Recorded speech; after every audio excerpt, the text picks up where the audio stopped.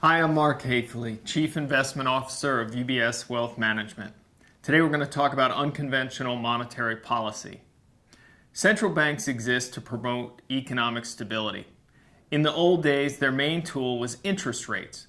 Interest rates could be raised when people were getting too excited and taking on too much debt, causing the economy to overheat. In contrast, rates could be cut when people were struggling to repay debt and animal spirits were running low. Life has become more complicated and challenging for central bankers since the 2008 financial crisis. Rates have been brought down all the way to zero, and in some cases below that. Yet in many cases, economies were not springing back to life.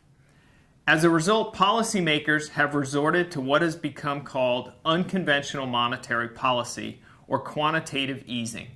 This is when a central bank buys other assets, usually bonds, in an effort to further reduce the borrowing cost for businesses and consumers. This has been compared to ramping up the monetary printing presses. The sums of money that have been printed are vast. In its effort to rescue the U.S. economy, the Federal Reserve bought around $3.5 trillion of assets. Has it worked? Well, the level of success is debatable. It does seem that this policy has helped to prevent a new Great Depression of the kind that ravaged the world in the 1930s. And there is little doubt that unconventional monetary policy has helped ease the pain of those who borrowed too much during the boom years. It's also been good for most investors, pushing up the value of shares, bonds, and property as the newly created money chased a limited supply of assets. But we're still in uncharted territory. Questions remain.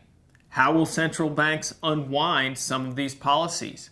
Central bankers could be poorly placed to combat the next recession unless they're able to return to a more normal interest rate situation first. Now, many commentators have also wondered whether the central bank has overstepped the mark by unwittingly increasing income inequality. As I said, investors have done very well, but so far the wages of many normal people have not increased quite as fast.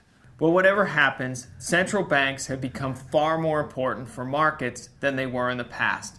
Investors today need to understand the central bank playbook just as well as they do the economic textbook.